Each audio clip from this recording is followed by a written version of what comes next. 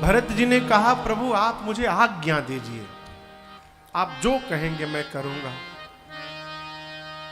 रघुनाथ जी ने भरत जी को अपने पास में बिठाया और कहा, भाई आप तो सब जानते हैं, अपना भी धर्म जानते हैं, आप मेरा भी धर्म जानते हैं। मैं यही कहूंगा कि सो तुम करहु करावहु मोह। आप अपने धर्म का पालन करिए और मेरे से मेरे धर्म का पालन करा दीजिए।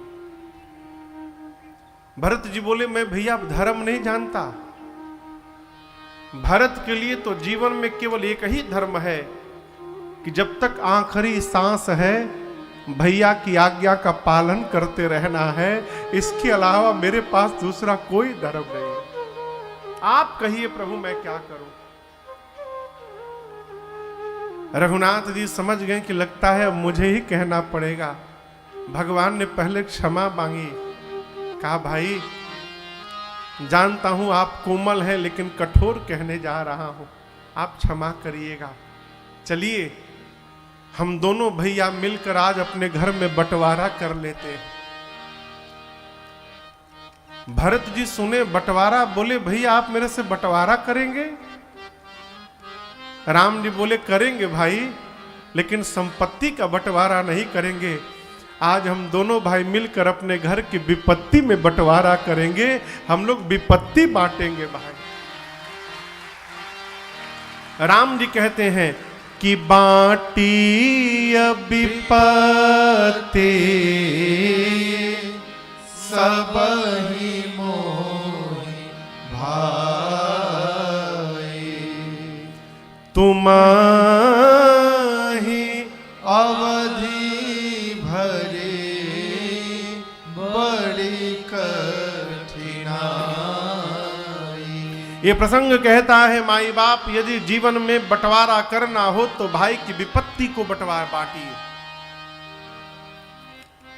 संपत्ति तो बहुत लोग बांट लेते हैं, विपत्ति कौन बांट रहा है? वो है विपत्ति बांटिए। लोग अपने भाई के साथ तो बंटवारा कर लेते हैं, लेकिन चाहते कि हमारे दोनों लड़का एक बन के रहे। कैसे रहेंगे? बच्चे जो देखेंगे वही आगे करेंगे। यदि आप चाहते हैं कि आपके बच्चे आपके जीते जी अलग ना हो तो अपने बच्चों के सामने आप भी अपने भाई से अलग मत होइए। बच्चे जो देखेंगे वही जीवन में करेंगे।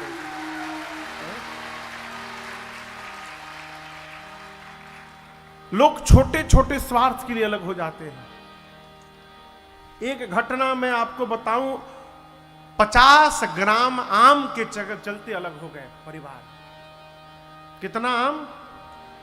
50 ग्राम भी नहीं होगा। ये सत्य घटना है। दो ही भाई थे, बड़ा प्रेम था दोनों भाई में, एक साथ रहते थे, दोनों को एक एक लड़के। बड़ा भाई एक दिन बगीचे में गया सवेरे सवेरे। छोटा भाई छत पे चढ़ के ब्रश कर रहा था।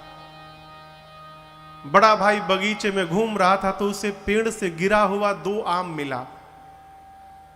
तो बड़ा भाई दोनों हाथ में एक एक आम उठाया और घर की ओर चल पड़ा। इसी उत्तर प्रदेश की घटना है ये। छोटा भाई छत पे बैठ के खड़ा होकर ब्रश कर रहा है, देख रहा है कि भैया हाथ में 2 आम लेके आ रहे हैं, दोनों के एक एक बच्चे। बच्चों ने नीचे देखा कि बड़े बाबूजी और बाबूजी आम लेके आ रहे हैं, दोनों बच्चे दौड़े। एक हाथ का आम थोड़ा बड़ा था और दूसरे का हाथ का आम थोड़ा सा छोटा था। ये देखा, एक बड़ा एक छोटा है। अब दर्शन करिए, दोनों बच्चे दौड़े। जिस हाथ में बड़ा आम था उस हाथ की तरफ छोटे भाई का बेटा दौड़ रहा था, और जिस हाथ में छोटा आम था उसमें उसका बेटा आ रहा था उस तरफ से। दोनों बच्चे दौड़कर आए। जब आम देने की बारी हुई ना तो बड़े भाई ने हाथ को ऐसे कर लिया। अब आप कल्पना कर सकते हैं, 50 ग्राम आम, 50 ग्राम आम ने मत्ती को बर्बाद कर दिया साहब। जो आम ऐसे देना चाहिए था बड़े भाई ने ऐसे कर दिया। क्यों बड़ा वाला मेरे बेटे के पास पहुंच जाए।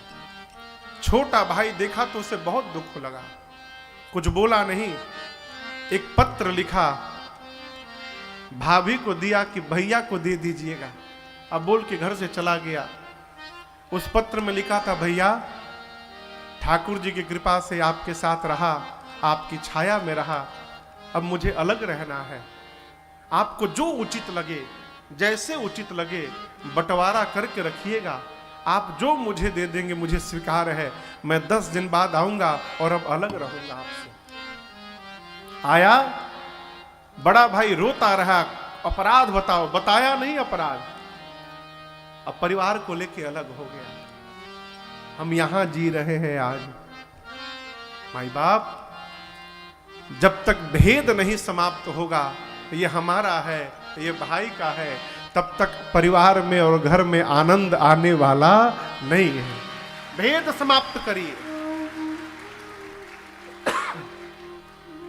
रघुनाथ जी कहते हैं भरत जी से, भाई हम दोनों भाई आज बंटवारा करेंगे, लेकिन अपने घर की संपत्ति का नहीं करेंगे भाई, हम अपने घर की विपत्ति का बंटवारा करेंगे। 14 वर्ष राम वन में रहेंगे और 14 वर्ष राम के भरत अयोध्या में रहेंगे। यही विपत्ति का बंटवारा है। जीवन में माई बाप, भाई दूर हो जाए अपने से, इससे बड़ी कोई विपत्ति नहीं होती। रघुनाथ जी आगे कहते हैं, भरत तुम मेरी भुजा हो। भाई हाथ होता है, भाई क्या है? भुजा। अब आप व्यवहारिक दर्शन करिए, हाथ की हड्डियां यदि 10 जगह टूट गई हो, यहां से लेकर यहां तक 10 टुकड़े हो गए हो हाथ की हड्डियों के, और यदि कोई शरीर पर लाठी से मारने जाता है ना, तो हाथ ही सामने रोकने के लिए आता है। हाथ ये नहीं देखता कि मैं पहले से टूटा हूं और टूट जाऊंगा। राम जी बोल रहे हैं, भरत तुम मेरी भुजा हो। तुम्हारे भैया पर विधाता ने ये प्रहार किया है, इस प्रहार को मेरा भाई नहीं संभालेगा तो कौन संभालेगा? इसलिए तुम जाके अयोध्या में रहो और मैं वन में रहूंगा। भरत जी भगवान के चरणों में गिर गए, कहे प्रभु हम अभिषेक की सामग्री लाए हैं, उनका क्या करूं? राम जी ने कहा, अत्रि मुनि से पूछिए, अभी अभिषेक नहीं होगा। अत्रि जी जहां कहें वहां सुरक्षित कर दीजिए। जब आप चित्रकूट से बांदा जाएंगे तो एक रास्ते में कुआं पड़ता है। आज भी अत्रि मुनि ने पूरी सामग्री को ले जाकर कुएं में सुरक्षित कराया। कहा, भरत जी आज के बाद इस कुएं का नाम भरतकूप होगा, और जो भी मनुष्य इस कूप के जल को अपने ऊपर छिड़केगा उसे उसी क्षण समस्त तीर्थों में स्नान करने का फल प्राप्त हो जाएगा। इस कूप की महिमा होगी। 5 दिन भरत जी चित्रकूट का दर्शन किए। 6वें दिन रघुनाथ जी से आज्ञा मांगे हैं, प्रभु अब मुझे अयोध्या जाने के लिए कह दीजिए। रघुनाथ जी ने भरत जी को हृदय से लगाकर अनेक प्रकार से समझाया, भाई कोई भी निर्णय करना ना तो माताओं से और गुरु जी से पूछ पूछ के करना। आप मुखिया होके जा रहे हैं, और जानते हैं भरत, मुखिया का स्वभाव मुख जैसा होता है। मुखिया मुख सोचा ही, खान पान कहूं एक, पालई पोसई सकल अंग, तुलसी सहित विवेक। प्रभु ने कहा, भरत मुखिया घर के मालिक का स्वभाव मुख जैसा होना चाहिए। मुख का क्या स्वभाव है? मुख शरीर के अंगों में भेदभाव नहीं करता। दोनों हाथ में सबसे अधिक दाहिना हाथ काम करता है, लेकिन मुख ये नहीं सोचता कि भोजन करूं तो दाहिने हाथ को ज्यादा पोषण करूं, बाएं को कम करूं। नहीं, भोजन लेता है तो सिर से लेकर पांव तक जितने अंग है सबका एक समान पोषण करता है। उसी प्रकार घर के मालिक को, घर के सभी परिवारजनों को एक दृष्टि से देखना चाहिए, उनमें भेदभाव नहीं करना चाहिए। भरत राजा के मन में कोई बात आ जाए तो उसके मन को छोड़कर दूसरे किसी को पता ना चले, मंत्री को भी पता ना चले। राजा को अपने जब तक मनोरथ सिद्ध ना हो जाए मनोरथ को छिपा के रखना चाहिए। मनोरथ उजागर भया उसके सिद्ध होने में संशय है। जिमि मन माह मनोरथ होई। प्रभु समझा तो रहे, भरत जी समझ रहे हैं, लेकिन हृदय को शांति नहीं। क्यों? भरत जी चिन्ह चाहते हैं। रघुनाथ जी समझ गए और यहां भरत जी को देने के लिए प्रभु ने अपने आप को ही पादुका के रूप में परिवर्तित कर दिया और भरत भैया को दिया।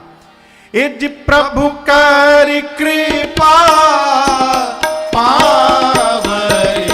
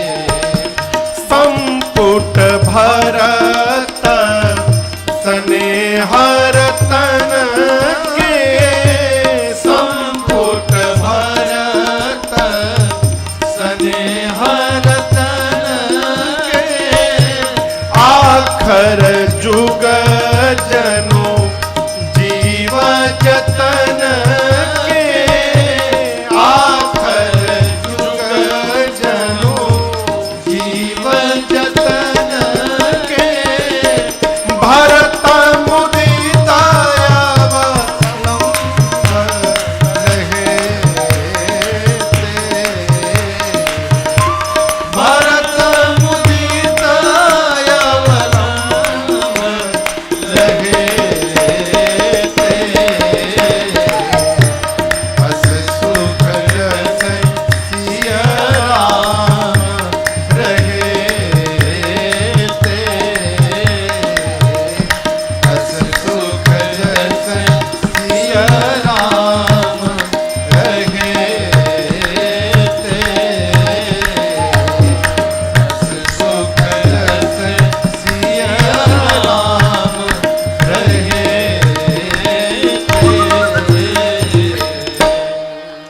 जैसे प्रभु ने भरत भैया को पादुकाओं को दिया, भरत भैया ने पादुकाओं को सिर पे धारण कर लिया।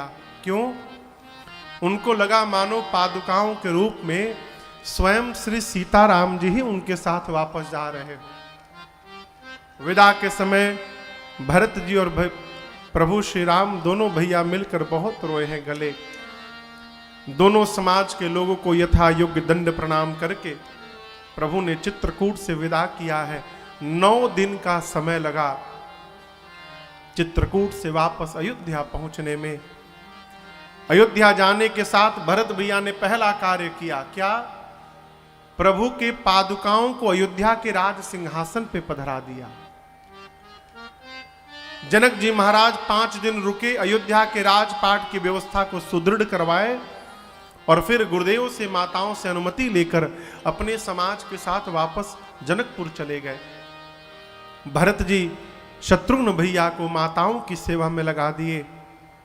गुरुदेव से अनुमति लिए, गुरुदेव भैया वन में है, सेवक महल में आके रहेगा, यहां मेरा रहना उचित नहीं है। गुरुदेव आज्ञा हो तो मैं नंदी ग्राम चला जाऊं। भरत जी गुरु आज्ञा लेके नंदी ग्राम चले गए। भरत जी रात्रि में सोते समय सोचे कि भैया धरती पर सोते होंगे, सेवक को स्वामी से नीचे सोना चाहिए। अस्तु भरत जी धरती में गड्ढा खोद के और उस गड्ढे में सोने लगे। नित्य जाकर भगवान की पादुकाओं की पूजा करते हैं।